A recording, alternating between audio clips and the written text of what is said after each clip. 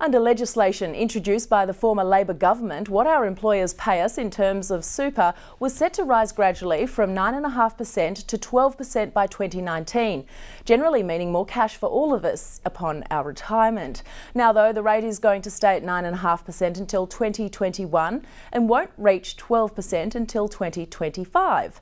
To discuss, I'm joined now by David Whiteley, the Chief Executive of Industry Super Australia. David, welcome. Just how much will the decision to defer the scheduled increase in super payments cost workers? Well, of course, that will depend on what your income is, but what we've had a look at is for an average 25-year-old with an average income earner over their working life, a 40-year working life, they could be up to $100,000 in future dollars worse off. That is, when they retire, they could have $100,000 less because of this change. What we're also aware of is because of the removal of what's called the low income earners super contribution, which was a $500 tax rebate for everybody that earns less than $37,000, and that's 3.5 million people, over 2 million women.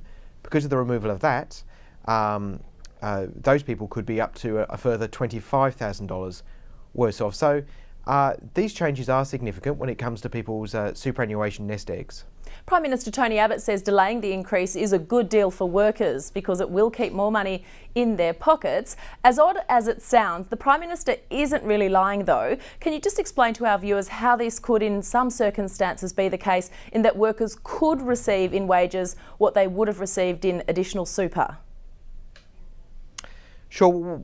What also occurred last week was after the government made the announcement, a number of business lobby groups and employer lobby groups all came out and were quite clear in saying that no one should assume that just because the compulsory super rate wouldn't increase to 12%, no one should assume that that will lead to a pay rise. And certainly we're concerned that many people will be going to work expecting to get extra wages and that won't materialise. So it could well be that over the next few years what actually happens is not only do people end up worse off because they won't be investing their money in superannuation and it won't be compounding over their working life, but they also in fact receive a de facto pay cut. Yeah, that's right, because there is no guarantee of what Tony Abbott is saying, is there? No law has been introduced by the government to actually back up his statement. No, that's right. The government, but in fairness to the government, they've been very clear in saying they can't guarantee that this will turn into a pay rise for people, and I think that this is of obvious concern. I mean, at the end of the day, I don't think people should expect when they go to work that their boss will be giving them a pay rise as a result of this freeze in compulsory super. And that's been obviously one of the concerns that industry super funds have had. That A, people think that it will lead to more immediate pay rises, but B, when they retire, they'll end up retiring with less. A lot of Australians still don't understand how the superannuation system works, many not even realising that the money in their super funds is actually theirs. How worrying is this? Oh, well, look, everyone in the superannuation industry would much prefer all of our members to be fully engaged in the fund and choose the fund of their own volition and be supportive and loyal to it. The reality is, of course, that consumer or human behaviour is what human behaviour is.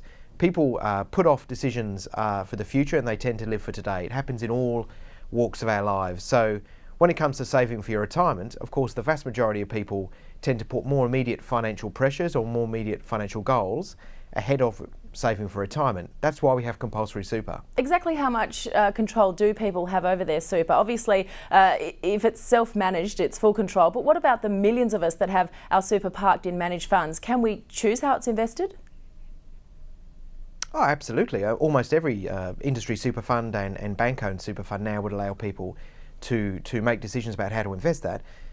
The vast majority of people, though, Maura, it's worth understanding, 8 in 10 people don't even choose their own fund.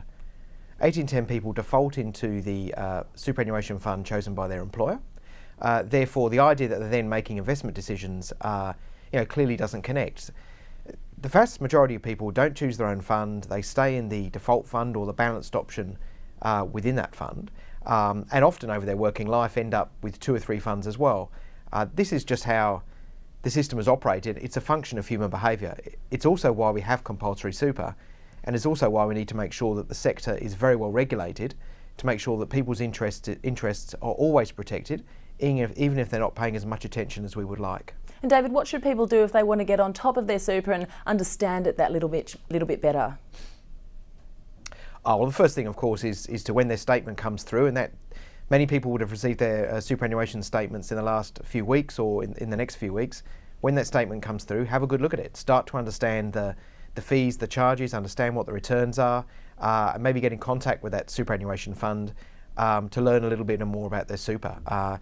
Certainly with the freeze in the increase in compulsory super, people should be looking at making voluntary contributions if they can afford to do so.